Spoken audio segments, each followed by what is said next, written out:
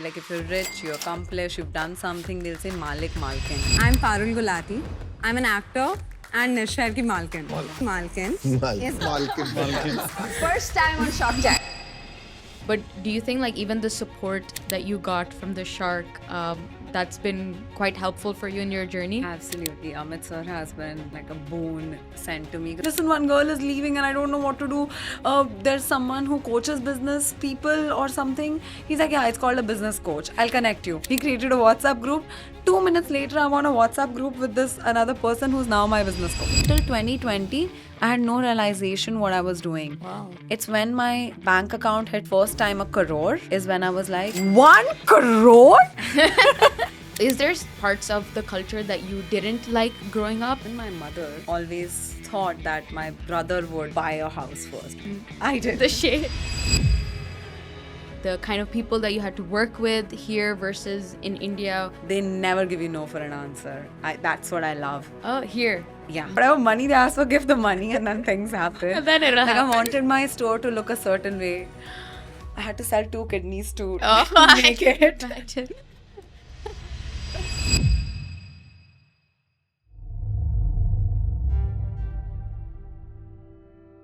Hello everyone, welcome back to the Karak with Mahreen show. I'm so excited to introduce today's guest. She's an actress, she's a model, she's an influencer, she's an entrepreneur, she's a creative, and the list goes on. She's not only known for her incredible work in the entertainment industry, but also for building India's leading hair extensions brand, which has now also opened in Dubai. I'm so excited to welcome the queen of hair extensions, the Malkin of Nish Hair. Let me please welcome Parul Gulati.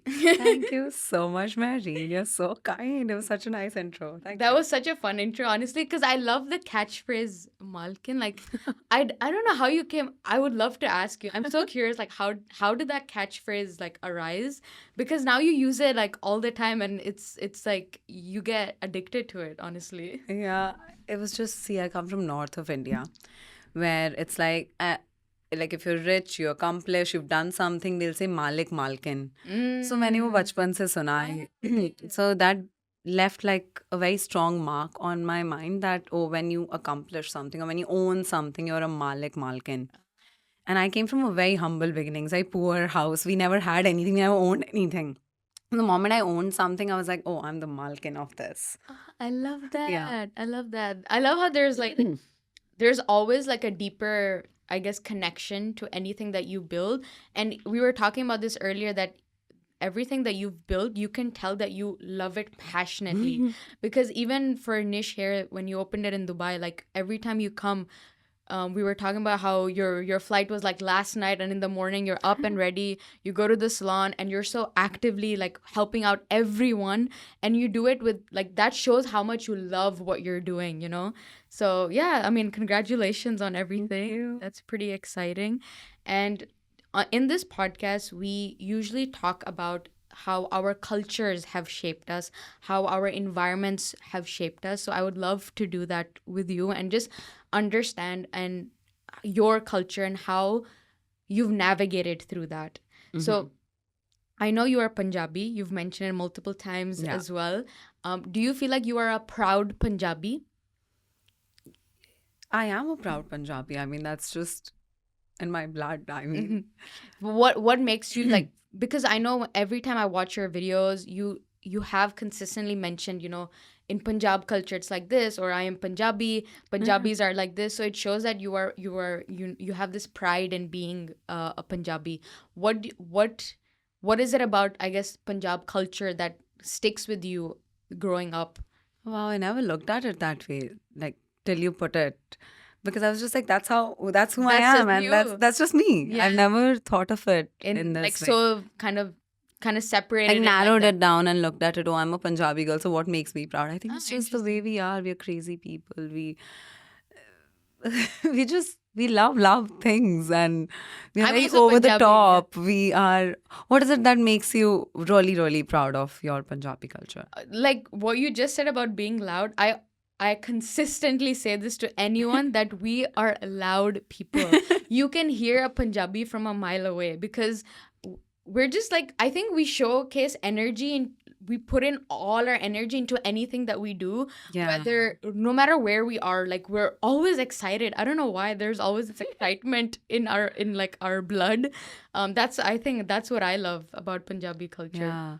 No, but that's so true. I think there's this level of optimism that kuch bhi ho jayega. Like we can do anything. I feel like you kind of learn that in the way people talk growing up in our culture. Do you think that kind of helped you in that your journey as well? That shaped me to who I am. Like today, I was just speaking to somebody in the office. I was like, listen, you're one of the HODs. You can't be pessimistic. We need to believe that this will happen and this will happen because I believed in things. I believed coming from a house where we had nothing, and I believed that I'll have everything one day. And that's why I could make it happen. So you need to be optimistic. You can't be pessimistic that, oh my God, we won't be able to fulfill this or that. We can do it all. Wow. Yeah. Was it hard to build that mindset though? It's just, I think I was surprised when people didn't have that mindset. I had this. I always had this. I just can't take no for an answer. I always think there's a way. I love that. Yeah, that's so beautiful. And I guess there's so many reasons that you kind of build that kind of mindset. I mean, it is you as a person, you just are like that, but also people around you must have helped you in motivating you. Maybe it could be your mother, it could be some of your friends, there's all these all you need is one person pushing you a little bit, and that goes a long, long way. Yeah. Was there a person like that in your life? I think my mama and my dadi, they always said, हो जाएगा. हो जाएगा, सब अच्छे के लिए होता है, हो जाएगा. And so that's how it's so ingrained in me that I don't even think it's abnormal to have this. I think that's how it is. Like, when you grow up watching, if your dad is a doctor, you think, oh, सबके पापा doctor होंगे, हम भी doctor बनेंगे. Exactly. Right? So that is the kind of mindset I always had, because it was always like, हो जाएगा. There's never this even belief that things won't turn out the way you want it to be. And if they don't, then they've taught you like जो होता है अच्छे के लिए होता है, which I don't think. जो होता है अच्छे के लिए होता है, I think. Oh, I always say that. Why do you not believe that? I think it's in our hands to decide how things will happen. I'll try till I know it won't happen. I would not believe in the first go. Okay, let's say I was supposed to come here and my car broke down. I'm like, maybe I was not supposed to. No. Just that's the stupid car's functionality that stopped in the middle. I'll hail another cab and I'll be here. Because I'm supposed to be here. I've given my commitment. जो होता है अच्छे के लिए होता है is never a true thing. Although that's what I was taught. I think that's something I learned by making a lot of mistakes over the years. And because then you become too comfortable if you start believing that whatever happens, happens. Yeah. Because I always say that, like, for anything that doesn't end up happening the way I would want it to, I say, okay, whatever happens, happens for a reason. Now let's move on.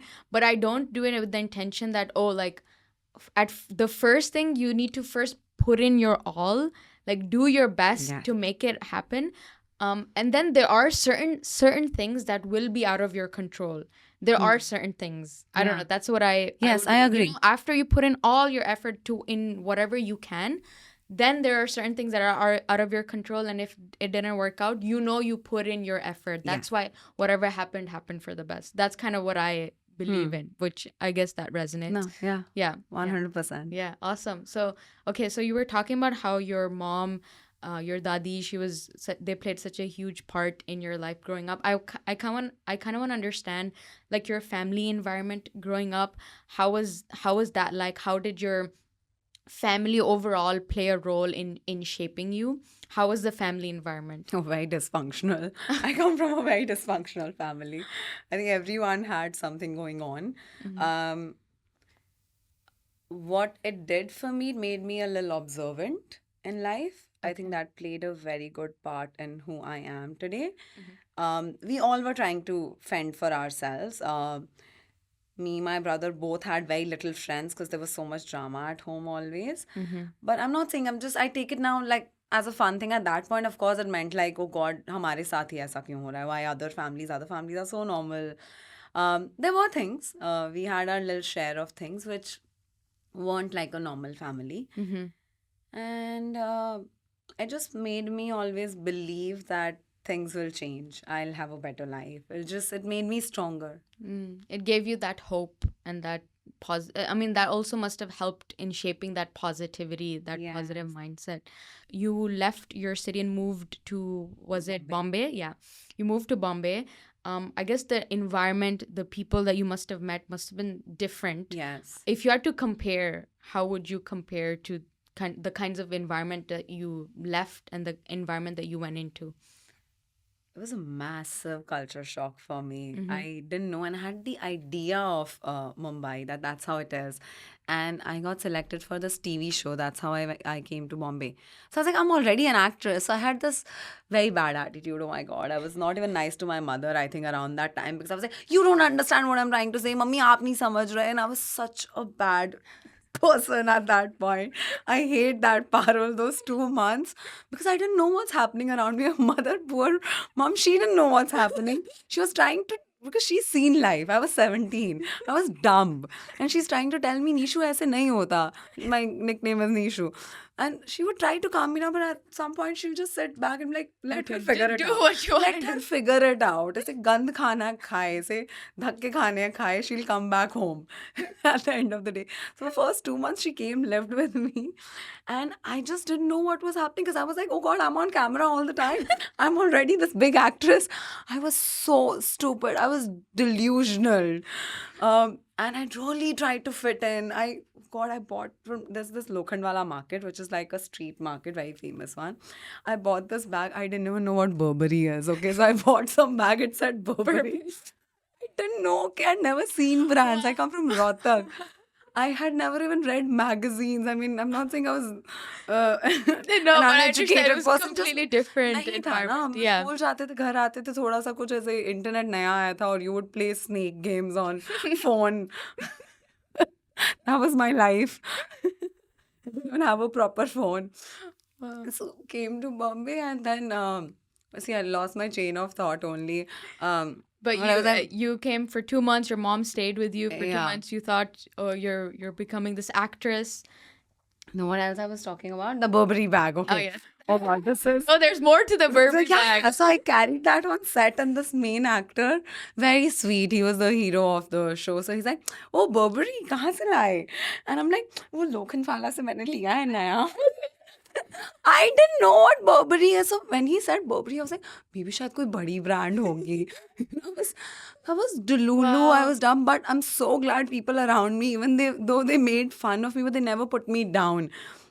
I didn't know English. I couldn't speak English when I came to Bombay. I learned English when Wow, that's crazy. I remember watching that, and you mentioned, I was like, what? Because like obviously you speak amazing, but it's crazy to think that you learned that later on. Yeah. Like that takes a lot of strength to go to a whole different city and not even know. I guess the language, English is also quite commonly spoken there. Yeah.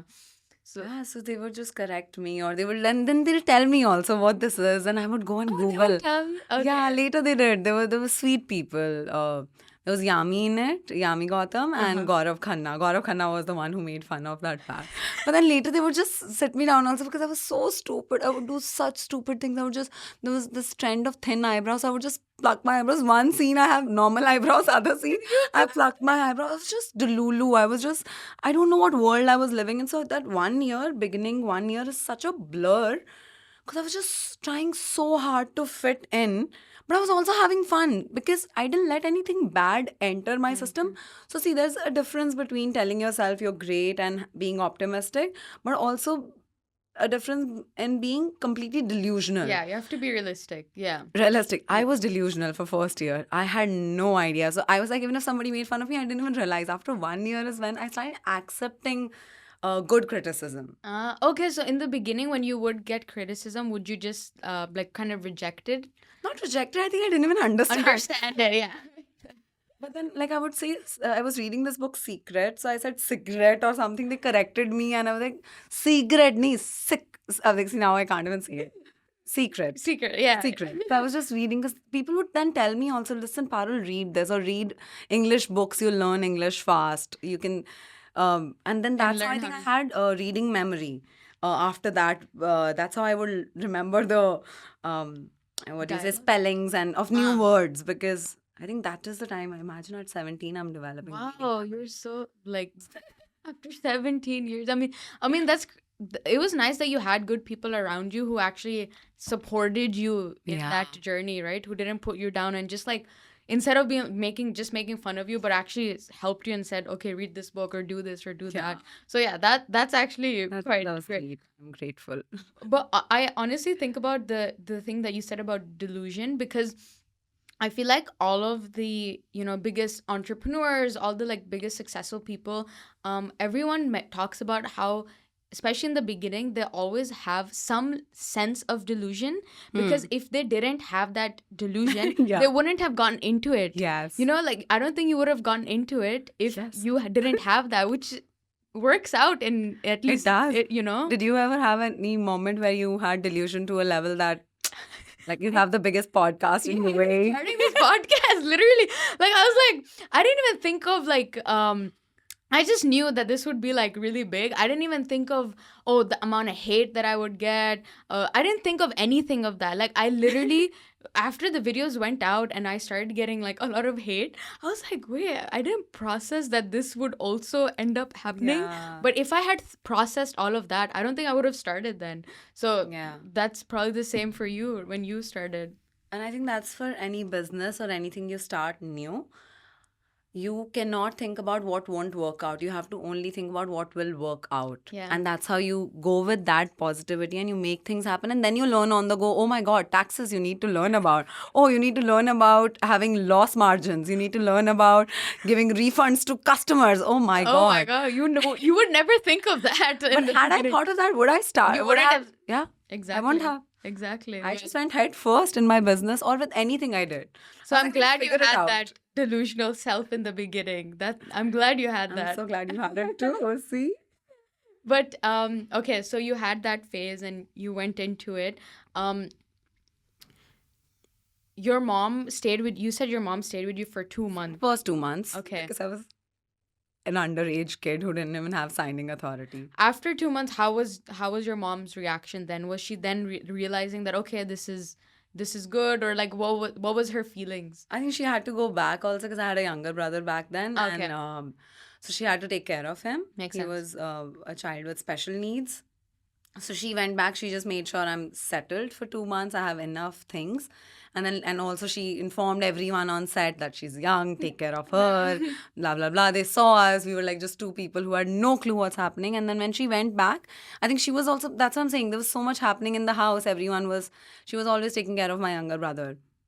So she went back, and then of course I was in touch with her, but I also got this new freedom at the age of 17, living alone.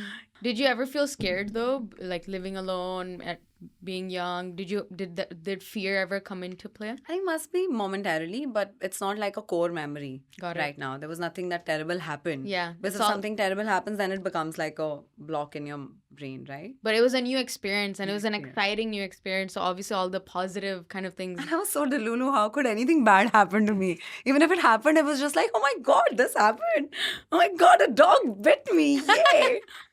I was that person. There was nothing negative in my world. I didn't even think if my mirror fell down. I was like, my God, mirror broke. Yay.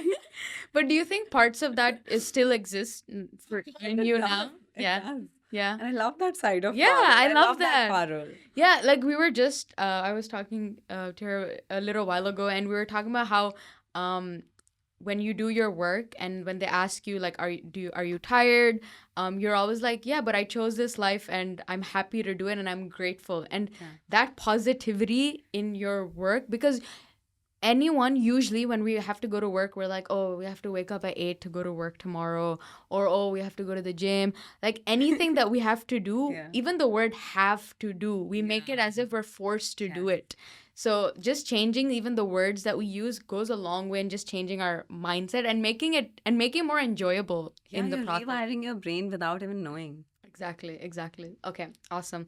So then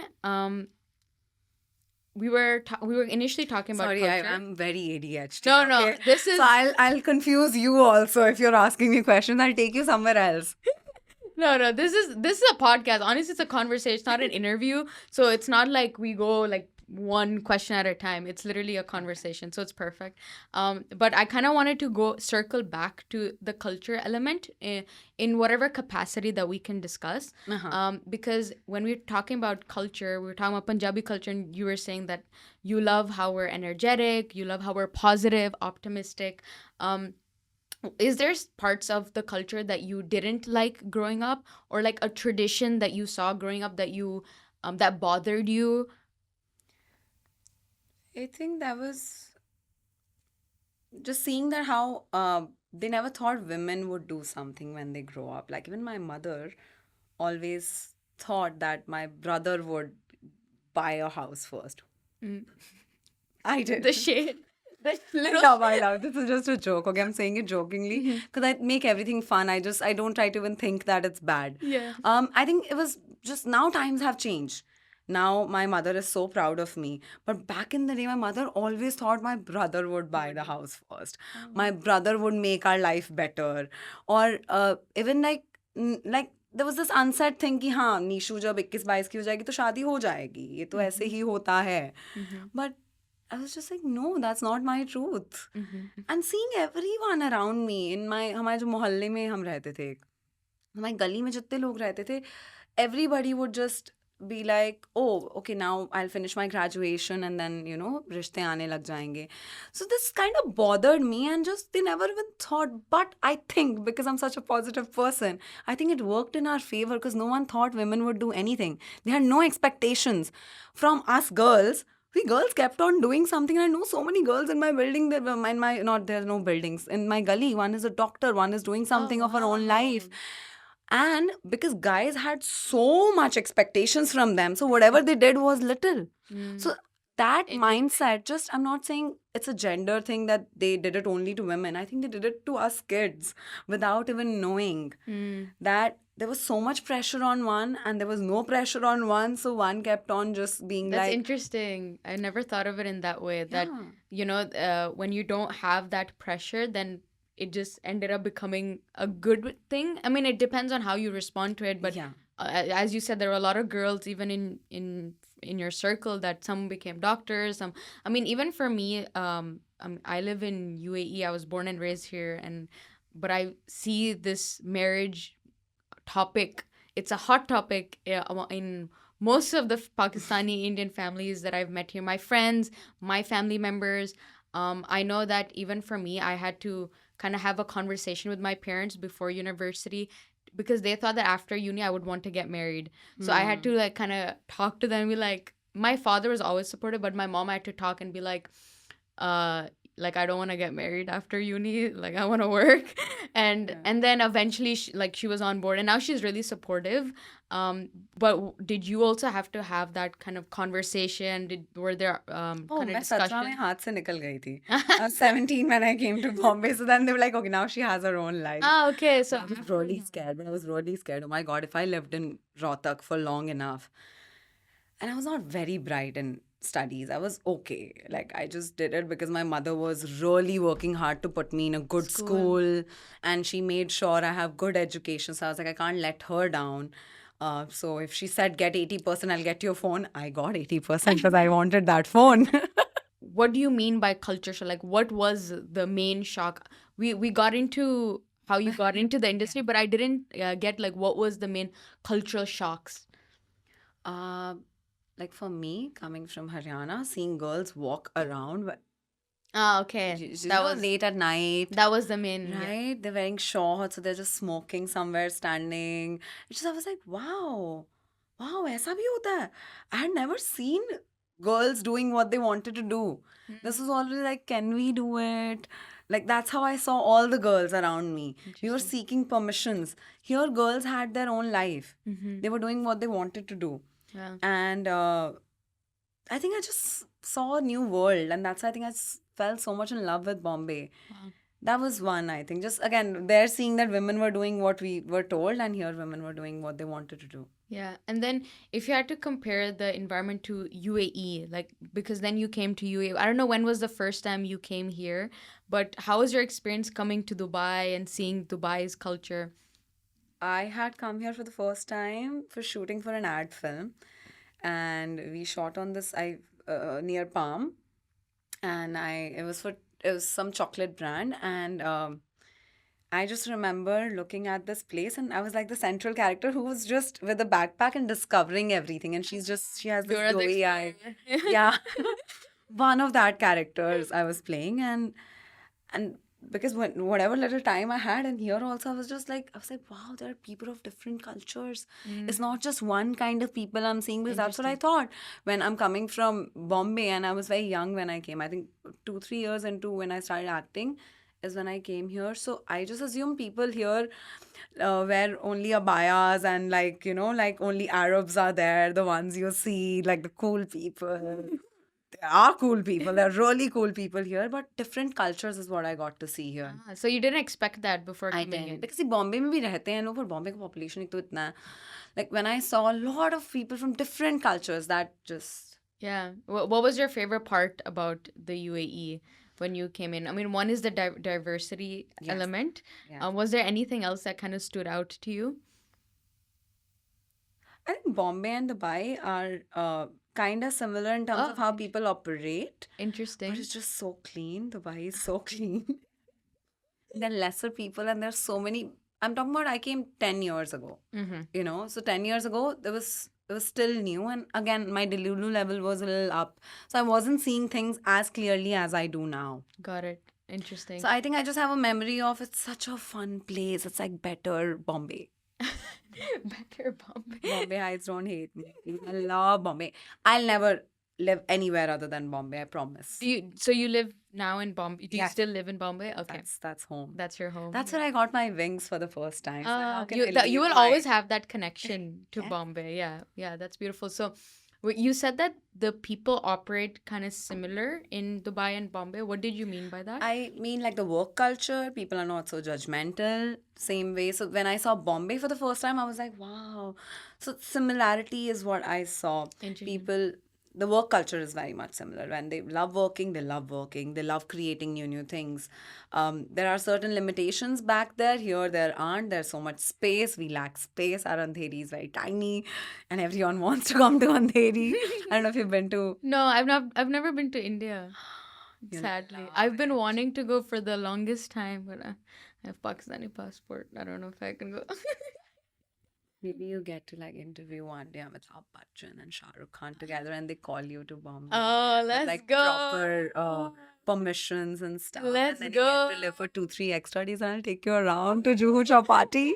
I've literally envisioned it. You've envisioned it for me. I did? You've envisioned it for me. Now we're My gonna. Delulu This is level is gonna very happen. strong. This is gonna happen. We're gonna make it happen. Yeah. I'll And be then seeing you pink soon me. in Bombay. Yeah, and you'll be like, we manifested it here Here, on our show. and we recorded it. And we'll play it then. We're gonna play it when that happens. It's gonna happen. Yeah, Inshallah. inshallah. Well, that's cute. That's so cute. Actually, that you envisioned it for me. Yeah. Yeah. So that's I've the never been to similarity. India. Yeah. Okay. So you said that That's that the was kind of them. similarity. I saw work culture, freedom, no judgment, and wanting to do more and more. So there, you saw like that hustle culture in a way, like people Yes. are very driven. So in Bombay Yeah, that's the particularly right and word in to Dubai. use, Okay, hustle and driven. got it. Okay, that makes sense. I mean, that's definitely what I loved about Dubai. I was raised in Alain, which is a different city in UAE. It's like 2 hours away. It's very like calm, peaceful, very like the opposite of Dubai. So when I came to Dubai, and when I moved here, I realized like, wow, like people want to do something in their lives. Like I love that because that's the kind of energy that you bounce off of. So yeah, I understand what you mean by the hustle sort of situation. Okay. Great. So then how did you choose? I know this is something that I wanted to talk about later, but because we're talking about Dubai, why did you choose Dubai as the city for Nish Hair? This is something I want to talk about later, but we can touch up on it now. Why Dubai? I started doing a lot of pop-ups back in the day. So and then I was like, Dubai से एक मुझे किसी ने बोला कि Dubai में एक pop-up exhibition हम कर रहे हैं. So I came here and I did very little sales actually. It wasn't so much. But then how I grew on social media and stuff, and then I came again a couple of times in 22, 23, 24. I came twice in 23 and 24. So that's when I figured out that this is where people like my product, and they've also Okay. grown, not like they've seen my growth. So they feel very connected to my product. So Got it. that was one basic judgment. And also when I see my demographics geographically, where I'm getting maximum orders and which age group is consuming it, Dubai always highlighted there, Got or it. UAE as a market was just highlighting on top of my numbers. Got it. So I was like, okay, as per numbers and as per the love of people, It let's made just go to sense. Dubai, Habibi. Ah, I love that. Yeah. And you came to Dubai. Okay, and then how different was it like for you to do business in Dubai versus India, if you had to compare? Oh, I've broken my back in India, so I think I can do it anywhere now. But rules are very different in Dubai, which I didn't know of. Like there's, in order to even have AC, you need Deva approval. I didn't know that. I was like, मैंने ले ली जगह, अब तो मैंने पैसे भी दे दिए, अब तो AC तो चलना चाहिए ना. फिर वो आके बहुत checks होते हैं, but I think it's so systematic. Like it's only that first month when there are so many checks. Now that's something I'm seeing because I built something from ground up. Yeah. And I had like a empty shell and core place where I built my studio. Wow. It's in Al Seef. And that area, just I fell in love with it. Al Seef is so beautiful. I was just walking there one day and I was like, यहाँ खोलूंगी Nish Hair. And I did. Oh, wow. So that was like a random kind of inspiration that you had just walking around the streets, and you're like, one day I will open it here. Yeah, it was such a pretty place and we all love pretty things. And I mean, Al Seef is so aesthetic. It's so pretty. I Yeah. was like, काश यहाँ कर सकूं. फिर एक दिन मैंने कहा यहीं करूंगी. Type of, like that was the transition. Oh, wow. Okay. Very cool. So yeah, you said that it was Approval. more systematic here. There Yeah. were a lot of And India, you just take a place and I can start here. I don't need to submit that who's entering in the place. It's like easy in Bombay that way. yeah, makes sense. Okay. Yeah. And then besides like I guess the legal aspects of things, how is it like in terms of support systems, or like the kind of people that you had to work with here versus in India when it comes to your business journey? They're extremely professional, but I just don't understand. They do everything on email. It's so difficult for me to keep up. I never open emails. No, it's that way. It's very different. okay. We don't do everything on emails. So how in is it India. usually done then? Just WhatsApp call, or it's like call? call, WhatsApp. But here there are a lot of rules. But I think once you get past that, and that really breaks your back. Like 3-4 months of just running around to get things done. Even if people are nicer, but they would want you to do everything on emails and follow a system. And coming from India, where I'm so spoiled, we just make a call, we do the transfer, and that's it. And it's quite agreement fast. also, you do everything on like trust basis. Oh, really? Even like Yeah. like contracts and things It's just like, okay, यार आप मुझे थोड़ी court लेके जाओगे ना, मैं आपको लेके जाऊंगी. So we do agreements like that, and which is not right. You shouldn't do it. Because again, I'm so optimistic. I'm like, मुझे कौन चूना लगाएगा? और बहुत बार लग चुका है मुझे सीख लेना चाहिए. But then I was like, if I can learn how to establish a business in Dubai, I think then I can do it anywhere else. But then when I did it in Bombay first, I was like, if I can do it here, I can do it anywhere else. I think in every place you learn new things. People are very supportive. They are really nice. And they never give you no for an answer. That's what I love. Oh, here. Yeah, in I UAE. really liked it. You just have to give money. Just give, like, whatever money they ask for, give the money and then things happen. And then it'll Like, I happen. wanted my store to look a certain way. I had to sell 2 kidneys to Oh, I make can it. imagine. I can imagine. Then I yeah. put my iPhone back in my kidney. Yeah, I can imagine how that must have been like, because yeah, the thing about here is that you can get anything done. Like you can literally whatever you think of, you can get anything done. It just depends on the level of investment that you're Yeah. willing to make. Yeah, that's just about Dubai. Okay. If you have like some kind of a vision of what you want, you kind of figure out that balance. So yeah, that makes sense. That's why I gave you like a lot of industry examples. Areas, But, yeah. Great examples, honestly. Yeah. but they're not always also, I'm clear. Just put it so that everyone's happy. Just a disclaimer, not always. Not always. When we talk about giving, and because that's such a big thing in even in our culture, like gifting is such a big thing in Yes. our culture.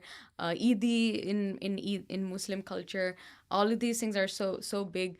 How was the giving element in your life in terms of, like, for example, growing up? Did you always feel like, oh, I want to give back to my mom, for example? And when was the moment where you felt like, yes, I actually gave back to her? Does that make sense?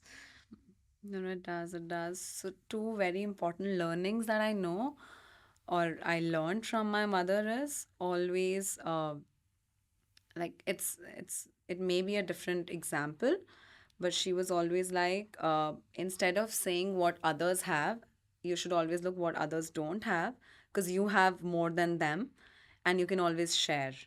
Right so हम हमेशा देखते हैं कि हमसे ज़्यादा किसके पास है, हमेशा देखो आपसे कम किसके पास है, so you can become more grateful for what you have and then you can share what you Share. Have Oh, that's with the beautiful. people who don't have, so you can build them up with you.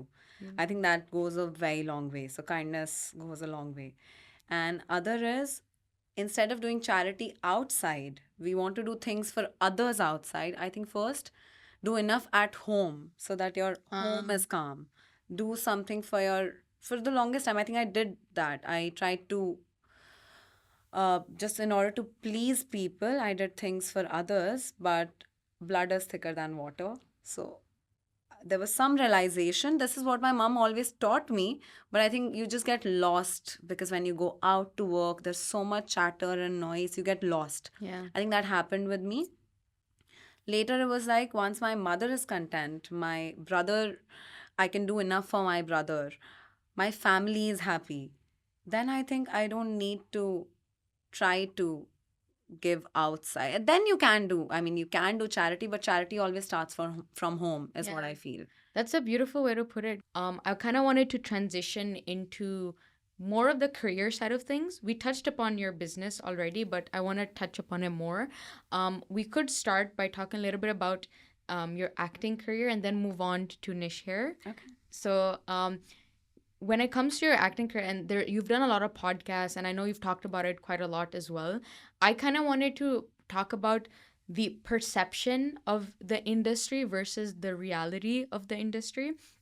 And I know you mentioned once that for the longest time you didn't want to talk about your like TV career because of the labels being Yeah. placed on you. And I was very curious to understand, like, what kind of labels are placed. Like, what do you mean by that? Yeah, The so label back thing. in the day when we would go for auditions, see, I did 2 TV shows. And then I also noticed the kind of films TV actors were getting and then actors were getting. Okay. So now that there's difference. But why do you Okay. make that No, distinction? because it was such a, okay, for example, Rajkumar Rao he didn't do TV, right? He did only movies. शुरू से LSD हो या फिर Ragini MMS, those were one of his first, तलाश, ये 3 उनकी पहली फिल्में थी, ठीक है. फिर आयुष्मान खुराना आए और उन्होंने टीवी किया हुआ था.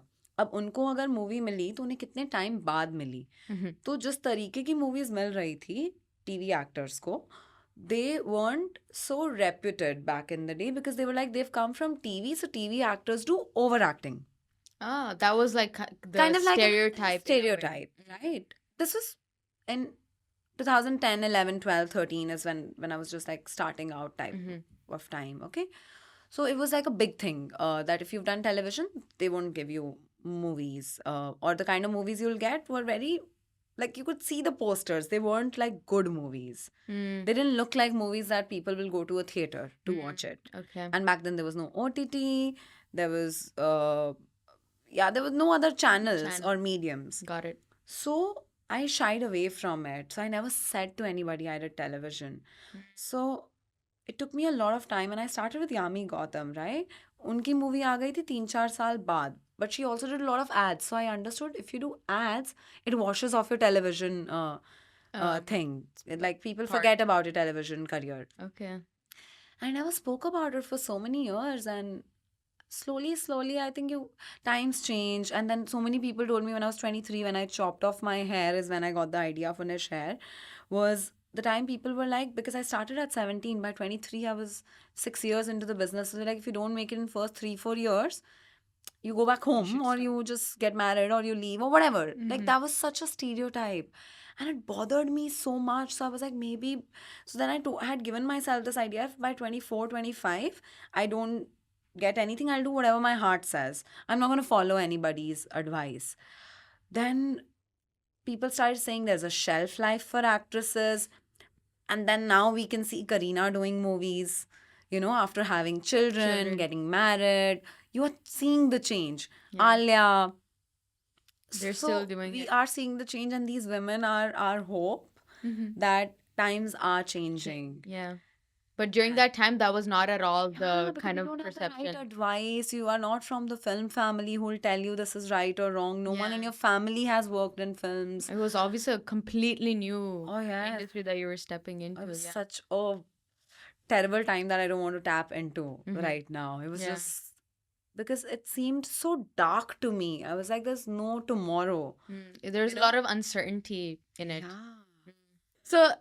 So then when did you decide to get into social media? When you got into it, was at first did you think that, oh, you shouldn't get into it because you should be like you should limit the content that you're posting? I was and stuff? always on social media because I got spotted from Facebook. Right. True. So Got I it. was always on it, but people were like, ये नहीं डालना, ये नहीं डालना, Yeah. इतना ही दिखाना है, इतनी ही बात करनी है अपने बारे में. Do not divulge so much about your personal life. Then later it became like, don't post so much about your business. I was like, listen, that gets me sales, okay? Or yeah, that you have gets, to- that's my child. Yeah, Now, exactly. if my child gets me sales sounds very wrong. But you know what I mean. Money making child. Don't troll me, guys. After this. I wanted to talk about your how you got into Nish Hair, and I've watched a lot of videos where you talked about how like why hair, but still like I want to understand why did you choose the hair industry particularly? There were several factors. It wasn't just one thing. It was me chopping off my hair, me wanting extensions, and they weren't accessible or affordable. Another was me seeing a friend who was doing one business while she was acting, and she was also doing a 9 to 5 job. And I was like, wow, how is she doing it? I would love to be like that. And another was when I become a very big actress. This is the first one that whenever I'll become a very big actress, I'll start a company of my own. So just seeing this friend and then having the idea of searching for extensions for myself and then watching Keeping Up with Kardashians one day and someone mentioning hair extension, and it just seemed like the perfect thing. So 3, 4 thoughts coming together as one Interesting, yeah. and just having a clarity that this is the business I'll do when I Wow. can. And one day I was like, why wait for so long? Let's do it now. And I just acted upon it and went for it. Didn't know there's a market for it. Didn't know I'm creating first online company of hair extensions in India. Nobody had done that before. Wow. Didn't know I was the first one to sit in front of the camera to make videos and talk about the product, because not many people were doing, at least even if they were doing, they were hiring someone else to talk about their product. I was doing it myself about my own products. Wow. So a lot of things happened. I think it just happened. Naturally happened. It kind of evolved into it. Yeah, because I never had a plan. I'm going to build this or it will be like this. I knew there's hair extensions and it should reach everybody, and let's just go for it. And if I can make India's biggest company, that'll be so cool. Why not? Why not?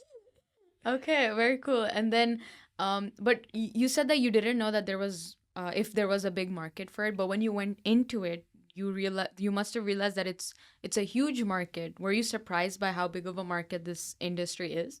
It took me 1 to 2 years, started doing the business, because my thoughts were so clouded. I didn't know what I was doing. I was on this journey that I wasn't seeing anything. I was just going with blinders on, or I was shooting. Right, so I would work and then work on this, that I have a product. अब मैंने 5 product बना दिया, वो बिकने चाहिए, was the only goal. So जितने product बन रहे थे उतने बिकने चाहिए, was my math. For me that was profit. Yeah. कि अगर मैंने 20 product बना दिए, 20 के 20 मेरे पास पड़े हैं, that means it's not good business. So if I did 20 products, it's selling. Then I kept on working with that, and after 2 years I realized, when I think we did close to 40 lakhs or something, and I was like, wow, इतने लोग बाल खरीद रहे हैं. Then I did exhibitions, and then I remember in one day me selling out one of my products, and then meeting people, them asking me, can you create a product for volume, can you create something like this? And now, because me and my mother were just stitching and making things, we kept on creating new things. I remember I made these little bangs, wispy bangs, out of nothing. It was 2020. Me and mama were sitting. I opened Instagram and I was telling people I'm making this new product. So I was just making new products. But I'm telling you, till 2020, I had no realization what I was doing. Wow. It's when my bank account hit first time 1 crore, is when I was like, 1 crore? So for me, 40 lakhs to then 1 crore Yeah. was just insane. I Yeah. was like, wow, इतना बड़ा market है. फिर वो grow होता गया. फिर समझ आने लगा what actually I was doing. I had no realization of what I was doing. And not that this generation has still seen Shark Tank.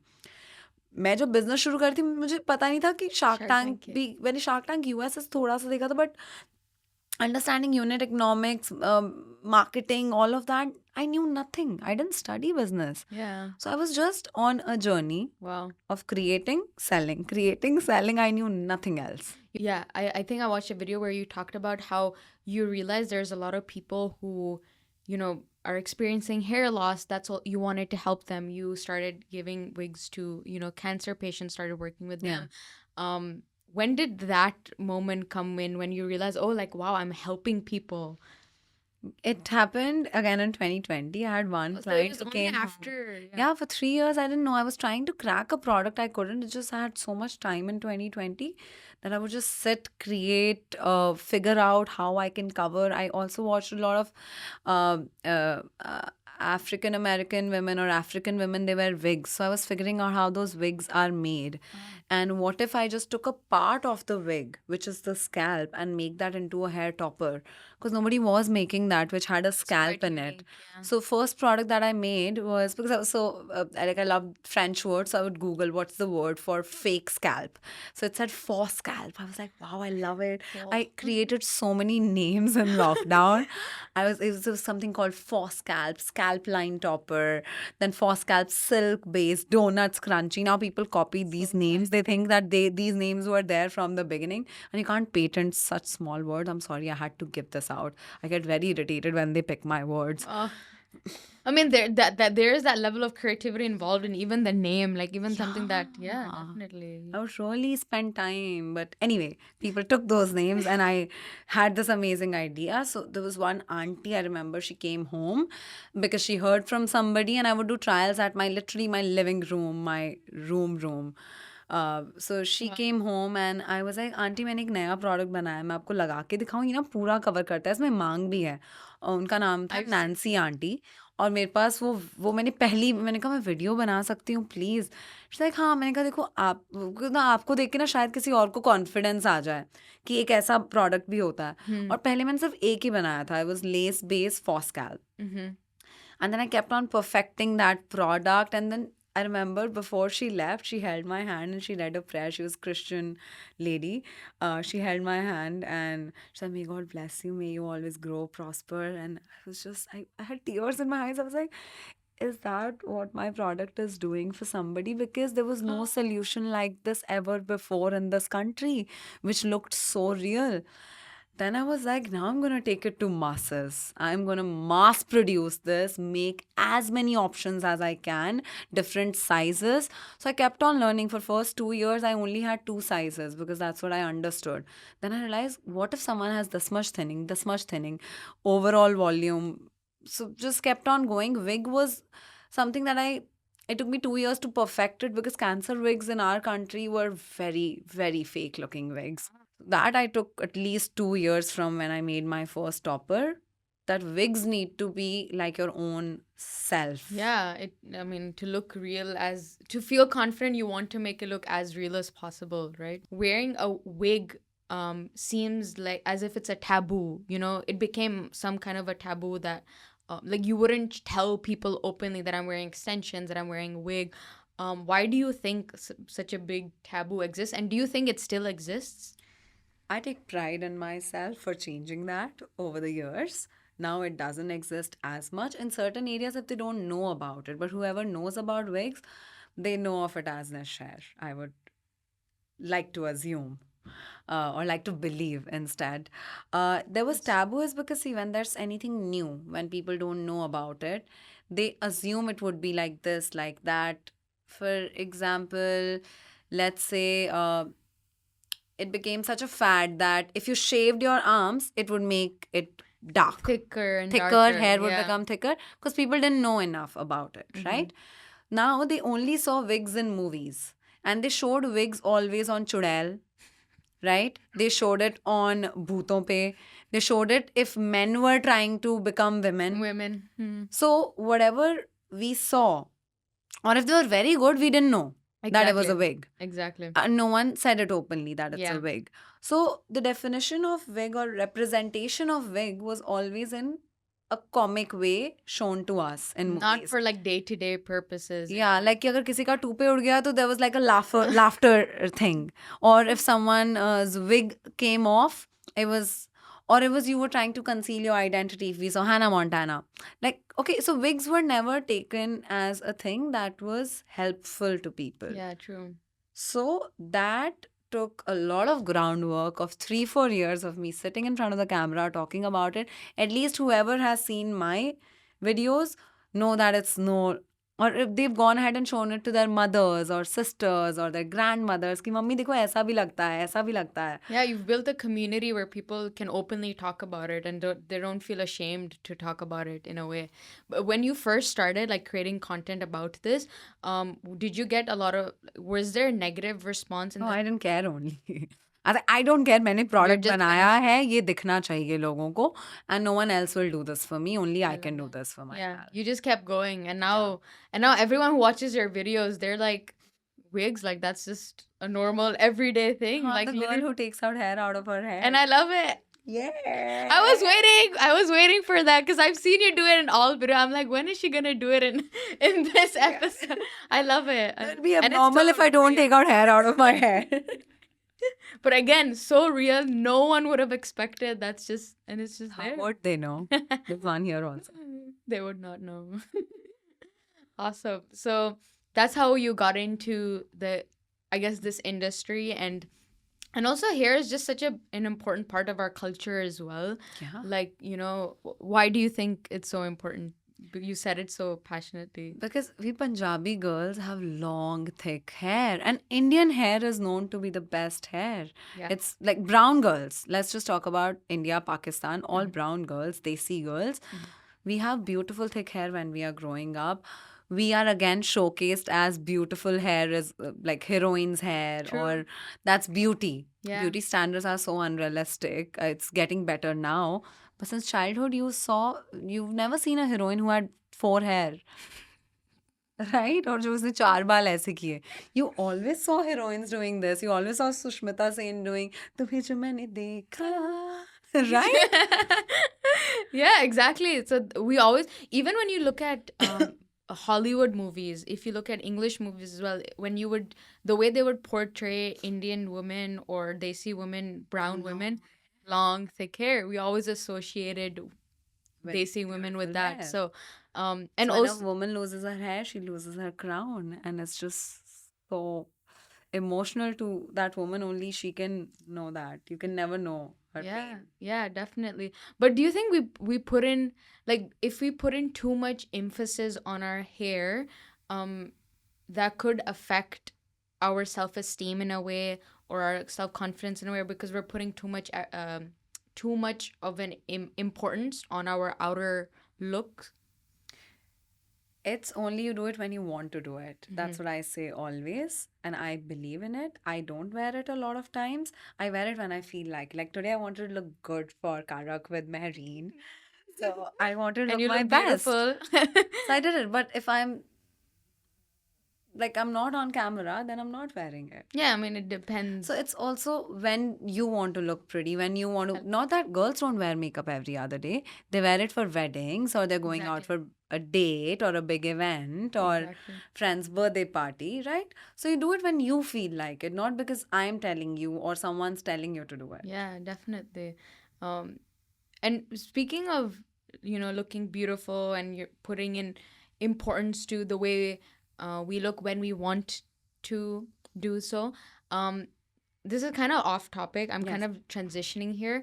But one thing that I think about quite often is the importance of or the existence of pretty privilege and how the way we look can affect the opportunities that we get, the way people interact with us.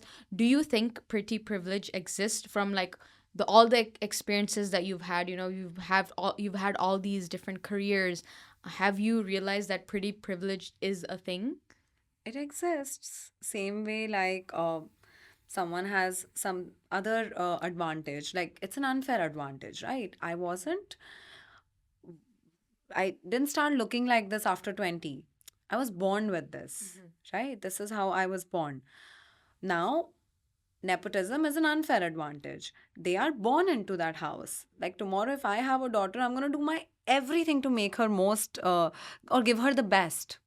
Right? Exactly. So that's an unfair advantage. My daughter will have an unfair advantage.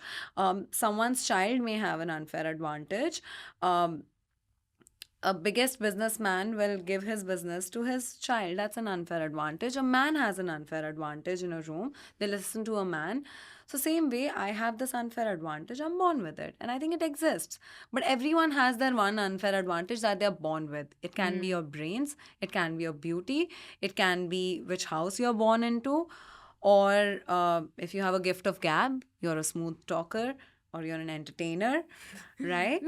Yeah, there's always Now you need to take it in your stride. exactly. It just depends on how you take advantage of that strength because it exists. Like you cannot deny that it doesn't exist. It exists, but then how do you make use of that? But I always say that, and I've mentioned this a lot in the podcast, that I feel like there is no such thing as an ugly girl. There's only a lazy girl, which is of quite a famous idiom. It's actually quite a famous phrase. And what I mean by this is that I think that any girl can take advantage of pretty privilege in some way or the other. Yeah. Of course, some people have it more, some people have it less. But girls have an unfair girls advantage. have that. We are girls. Exactly. I feel like if any girl puts in a little bit of effort to enhance their look, whether it's makeup or doing your hair, wearing Nish Hair, whatever you can do, you can make use of pretty privilege in some way or the other. So it's just the way you look at it. You can either accept it or make use of it to your advantage. Or build a privilege for yourself if you weren't born with one. Yeah, that's exactly what I mean. You kind of create it for yourself. Create it for yourself. Yeah, awesome. Okay, so we talked a little bit about your Nish Hair business, hair. Just before we end, why we are ending? It was so much fun. I know I'm having a lot of fun, but I know you have to leave as well, so I can't take too much of your time. I mean, I would be here for hours, for more hours. But so we were talking about the hair, and so two kind of themes that I want to tap into before we end. One is, since we've opened up the door of your business, Nish Hair, and you talked about Shark Tank, I wanted to talk about that just a little bit. I know you've talked about that quite a lot already. Yes. But one thing that I wanted to ask you was you've talked about the process of Shark Tank. I wanted to ask you about like the outcome of it, as in what happened afterwards. Did you feel like it really took your business to the next level? What was the result of it? It was crazy. It just got me so much attention. It got faith of people in me that, oh, she's not just a pretty girl. She's running a business, which is doing good numbers. Which is doing amazing, yeah. Right. So I think that was the best thing that happened out of that show, because people see me with so much respect. Earlier, it was just like, oh, this girl is doing some small business. It was just that, ya baal banati hai. So that credibility Shark Tank gave me. Got it. For sure. When I speak about like if my business shot up overnight, no, it didn't happen, because my products are so much like you need to customize it as per yourself. So a lot of people joined in. They joined Nish Hair, but then the conversations went on with my customer support team, my team. A lot of people visited, but there was not immediate conversion. Got it. Sessions increased and visits increased of people, which was very good for us. Of course, yeah. Followers increased on Instagram. And yeah, the popularity, people really took interest in knowing about this business, that what this is. Oh my God, it seems interesting. We've never seen something like this. It had a novelty, I Yeah. think. It gave that sense of credibility, as you said, and of course I don't expect it to be something so immediate. Of course it's a gradual kind of process, but do you think like even the support that you got from the shark, that's been quite helpful for you in your journey? Absolutely. Amit sir has been like a boon sent to me because I didn't know, again, not from business family, Yes. didn't know anyone. So if ever I have a problem, I'm like, please, sir, I don't know what to do in this. And he's so old school that he creates a WhatsApp group and adds me and the other person and introduces me. My dad does And that. so I was just like, oh, that's amazing. I can remember I told him I like this guy. He created a WhatsApp group with me and this guy that he knew. And he's like, introduce yourself, Parul. And I was like, sir, you're my Seema auntie.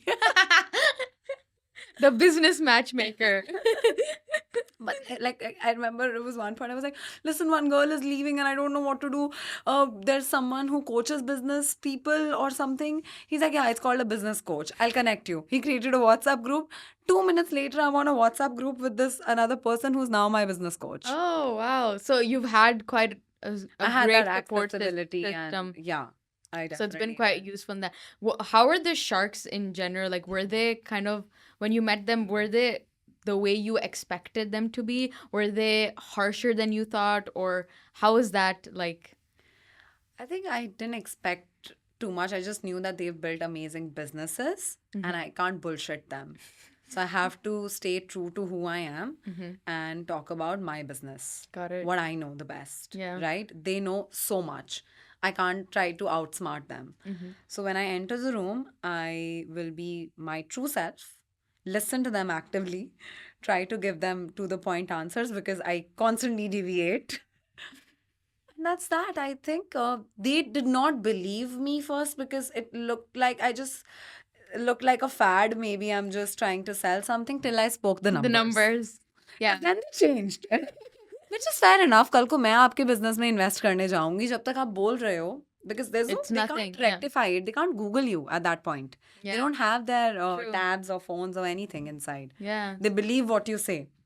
But then So- they have to verify Later, they later. verify, due diligence happens, and then you get the monies, and it takes a lot of time. Yeah. I remember you was mentioning this, that it took like a year. That Because I was a sole proprietor also. If I was already a private limited and had all my compliances, then 'cause- it would have. yeah, then it would have come through probably in a month or two. Okay. Because due diligence and paperwork and Got it. so I didn't have ESOP pool, I didn't have labor laws followed I because in private limited you need to do all of this. Before. And the moment you cross 15 employees, you need to do their mediclaims and PFs. So मुझे कुछ नहीं पता था. So I think I learned so much. I was like, हाँ ले लो, थोड़े और पैसे ले लो, मुझे ये भी सिखा दो. Like मतलब पैसे as in you hire agencies who will do To your do due it for you. diligence Yeah. and stuff. I was like, नहीं मैं सीख रही हूँ. कल को if I build something, I'll build it थोड़ा perfectly. Yeah, you'll know exactly what Yeah. you're getting into. Okay, that makes sense. So, was it intimidating though, the process of like going in there and then you had, as you said, you had to know your numbers? Was that intimidating? Oh, it was initially. I was very, very nervous. Then I started talking about my product. Then I was like, ये मुझे अच्छे से आता है. मेरे product के बारे में जितना पूछना है पूछो. Because मैंने खुद बनाया है. एक चीज़ मुझे पता है मेरे product के बारे में. तो फिर मैं थोड़ी फैल गई थी. I was very confident. Initially, I was very nervous. And then also, you see the reaction of a person. So I could see them getting impressed. So when they were getting impressed, then I was like, okay, ठीक है, मैं कुछ तो सही कर रही हूँ. चलो चलो थोड़ा Amazing. And you even made like you added Jokes. you sprinkled humor into it. You had the numbers. Like it was a good balance in your pitch. So yeah. It's like that ना, if I चढ़ाओ you थोड़ा थोड़ा तो आप थोड़े और confident होते जाओगे. फिर जब confident हो जाते हैं तो फिर फैल जाते हैं लोग. Exactly. फिर मैं इतनी फैल गई. I was like, Namita ji, can you see? For that reason, Amma. And she said it. She was so sweet. That was so I love funny. Namita.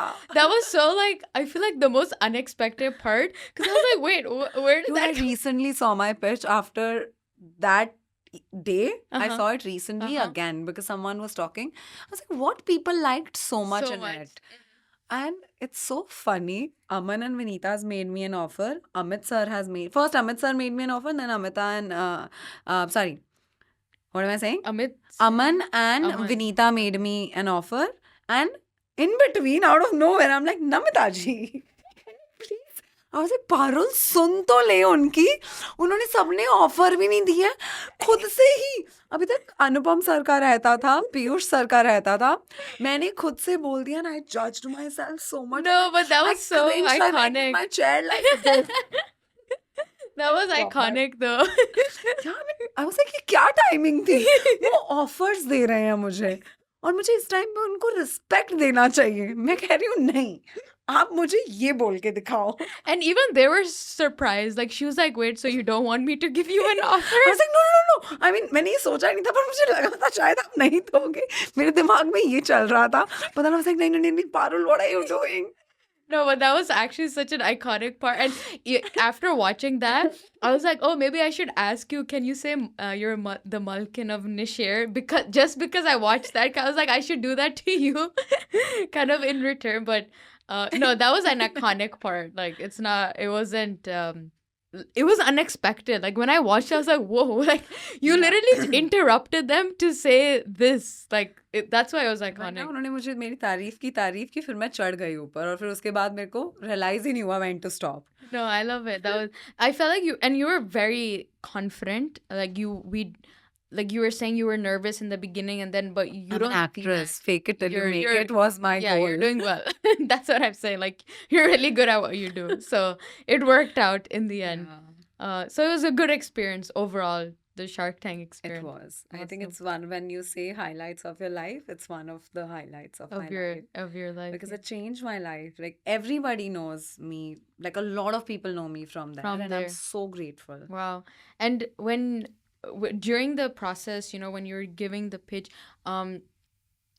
you were saying that it was intimidating, but do you feel that because of the way the judges were, the questions that they were asking, or the way they were responding, or were they overall they were quite nice? Like how was that? Nice. I think it's just the idea I had of them, that they are big people. They've built thousands of crores of businesses, right? They are accomplished people. Yeah. They know what they are doing, and I'm going to pitch my small business in front of these big sharks. Yeah. So that was the only thing that I was very intimidated by, but they were just so nice. They warmed me up, so that kind of worked. I don't think anybody was mean to me, or Yeah. So yeah, positive experience, and it worked out in the end. I mean, now you create WhatsApp groups with anyone.